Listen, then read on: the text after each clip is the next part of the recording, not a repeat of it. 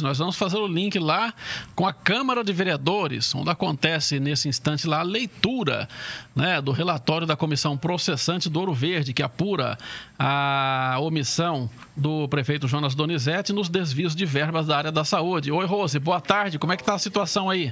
Oi, boa tarde, Walter Sena, boa tarde, Zezé, boa tarde a todos os telespectadores. Neste momento, quem está falando na tribuna é o Carlão do PT. A situação está tranquila, Walter e Zezé, porque o veredito já está colocado, né?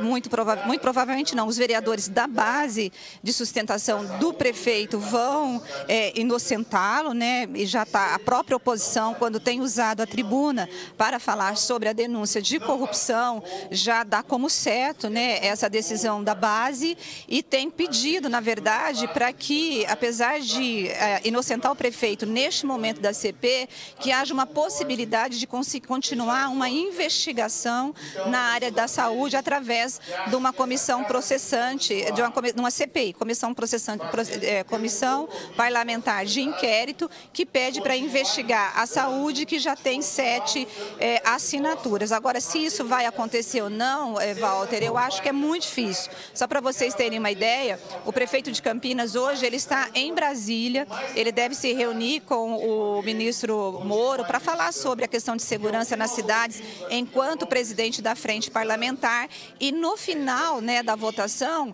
ele vai mandar uma nota para a imprensa falando sobre essa decisão da Câmara.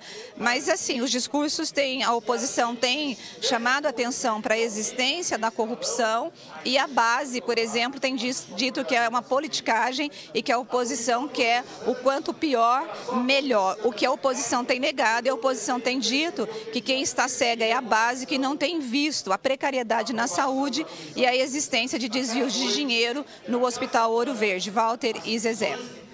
Ô, Rose, tem a população, tem gente participando aí no plenário? Tem a população compareceu ou não? Não, tem assim pouca gente, que você tem muito. Ontem, principalmente à noite, na sessão, quando da abertura, tinha muitos comissionados da Prefeitura de Campinas, que são assessores, né, que são contratados sem concurso público e filiados ao PSB, que é o partido do prefeito. E nós temos hoje aqui uma galera bem pequena, que é essa que está aqui atrás de mim, que deve ter 3, 6 pessoas que são ligadas ao MBL, mas assim, de população mesmo, não tem quase ninguém. E o próprio plenário, ele está bem quase que vazio. Eu não vou dizer que está cheio, não está cheio. Está metade de pessoas, mas a maioria ligado ao prefeito Jonas Donizete. E alguns dos assessores, inclusive, estão fazendo cartazes neste momento agora, Força Jonas e esse tipo de coisa. Mas a maioria que está aqui é do governo Jonas Donizete.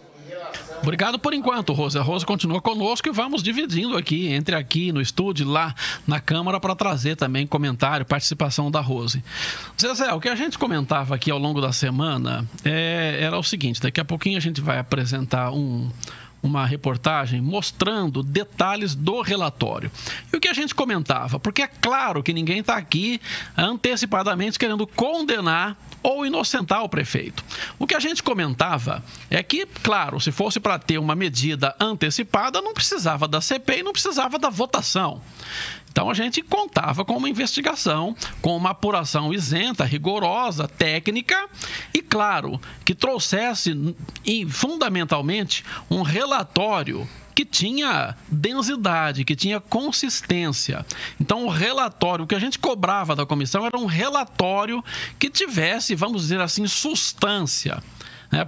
Recomendando a cassação ou recomendando a absolvição do prefeito, né? O arquivamento da denúncia, de qualquer maneira, um relatório bem feito.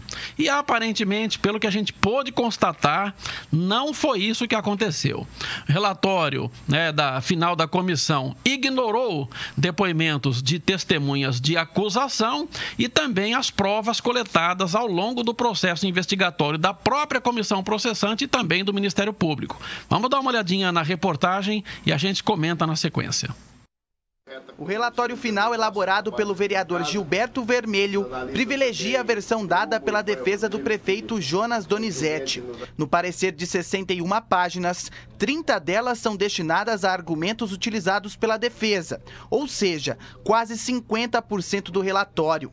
Só de citações do depoimento do prefeito Jonas Donizete, são utilizados 32 trechos. Das testemunhas de defesa, os números também chamam a atenção. Do secretário de Saúde, 21 citações. Do presidente da Rede Mário Gatti, 15. Por fim, do secretário Vanderlei de Almeida, são 14. Enquanto páginas utilizadas para destacar pontos da denúncia baseados em material produzido pelo Ministério Público são usadas apenas 8 páginas. O relatório também ignora provas coletadas nas 3 fases da Operação Ouro Verde.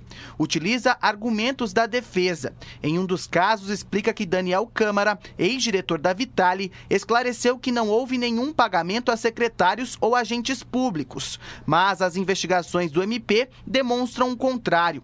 O pagamento de propina a 2 servidores, o ex-diretor da Secretaria de Saúde, Anésio Curá Júnior, e Ramon Luciano da Silva. Os 2 eram responsáveis por autorizar notas de falsas consultorias, dinheiro que era desviado do hospital. Além disso, o envolvimento direto do ex-secretário de Assuntos Jurídicos, Silvio Bernardim, preso na 3ª fase da operação. Além disso, ele sugeriu a contratação da imagem. O que o senhor chama de Godoy?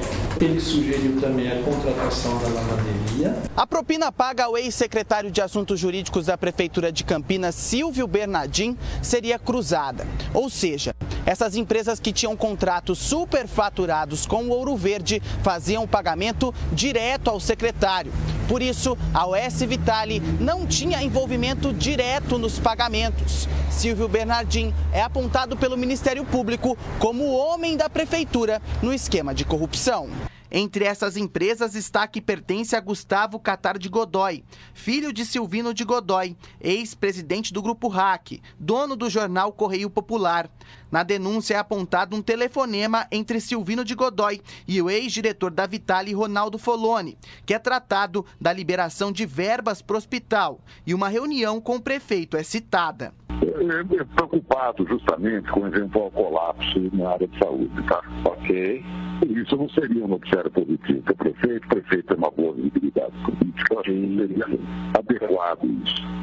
Então eu procurei interceder em favor de vocês aí e ele me garantiu que o habitamento sairá. Agora a prefeitura, eu tive uma reunião com o Jonas na semana passada, e ele me falou que ele tem recursos que estão entrando, e até o final de novembro ele deve estar com uma situação melhor de caixa também. O relatório até chega a citar a ligação e destaca a explicação do prefeito, que alega que ninguém tem influência nas decisões da administração. Mas o MP apurou que a contratação do filho de Silvino pela OS Vitale foi uma troca de favores com a prefeitura. Em troca, o jornal não publicaria notícias negativas da administração e da OS. O parecer ainda ressalta o depoimento das testemunhas de defesa, que alegam que a contratação da Vitale foi dentro da normalidade. Destaque para um trecho do secretário de Saúde, Carmino de Souza, que diz que a contratação era de responsabilidade da Secretaria de Administração. Porém, o parecer não leva em conta que, na época da contratação, o secretário da pasta era Silvio Bernardim, acusado de ser o homem da prefeitura no esquema de corrupção. Além disso, o MP conclui que a licitação foi sim direcionada. Para reforçar a tese, os promotores do GAECO destacam telefonemas de Silvino de Godoy e Gustavo Catar de Godoy, pouco antes da Vitale vencer a disputa, para Silvio Bernardim. Por fim, o relatório cita o Plano B, um segundo esquema de corrupção que estaria sendo montado para desviar mais recursos do Hospital Ouro Verde. O parecer ainda destaca a tese da defesa, que Daniel Câmara disse que não teve nenhuma solicitação para cobertura de despesas de campanha. Porém, em sua delação, Câmara destaca que o dinheiro, R$400 mil, que seriam desviados no Plano B, seriam utilizados para pagar contas da campanha do prefeito Jonas Donizete. O senhor Rosa, que foi colocado aqui por Michel para resolver essas questões de ajeitar a Secretaria de Saúde, né, que aquilo tudo era deficitário. E como assim visitar? Por exemplo, o laboratório do município não dava retorno nenhum para o prefeito, retorno para a prefeitura. Propina. Bom, tá aí, Zezé, o relatório, né, colocado sobre o aspecto que a gente deu uma avaliada, o que continha no relatório e as provas que foram colocadas, que foram feitas, tanto durante a investigação do Ministério Público, quanto também ao longo das apurações da CP, com base nos depoimentos e do que material coletado, portanto, durante todos esses 3 meses de apuração. Realmente uma discrepância gigantesca entre o que aponta o Ministério Público e o que aponta a CP, né? Eu volto e insisto no que a gente disse ontem aqui no Bastidores do Poder, que a comissão processante, ela, na verdade, é política, né? Então, o relatório, aliás, não o relatório, eu digo todo o processo aí que culminou na instalação da comissão processante e tudo mais. Isso daí, havia elementos para você pedir a cassação do prefeito ou não pedir a cassação do prefeito. Tudo ia depender da temperatura política do momento. Nesse momento, a temperatura política é super baixa, porque é incrível a relação dos vereadores da base com a administração, ela não perpassa pela população. O vereador, a partir do momento que ele é eleito, eu acho que no primeiro, segundo mês, ele ainda tem algum vínculo com a população que o elegeu. A partir do segundo mês, o vínculo dele já é com o executivo. E isso vai até o final do mandato. A menos que haja alguma coisa no meio aí e que as relações fiquem estremecidas, como ficou na época da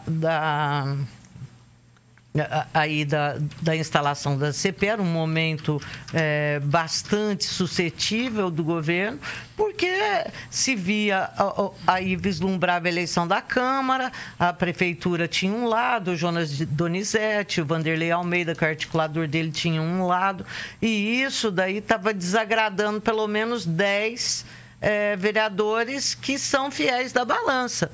E, nesse momento, ao que tudo indica, esses 10 vereadores, eles foram amansados e agora ele está sombra e água fresca, não é agora. Ele até viajou, né, conforme a Rose falou. Um pouco depois da eleição da Câmara, a crise ainda estava feia, mas aí alguma coisa aconteceu que deu tudo certo, está todo mundo em paz, né? Verdade. Ou apareceu um inimigo para todo mundo, que eu acho que é o Tenente Santini, com o bocão dele. Aliás, qual vereador que vai pedir a corregedoria investigação sobre as declarações do Tenente Santini de que parte dos vereadores de Campinas mete a mão no dinheiro de assessores indicados por eles para serem nomeados na prefeitura e também aqueles nomeados nos seus gabinetes? Quem vai pedir? Pois Quem? É.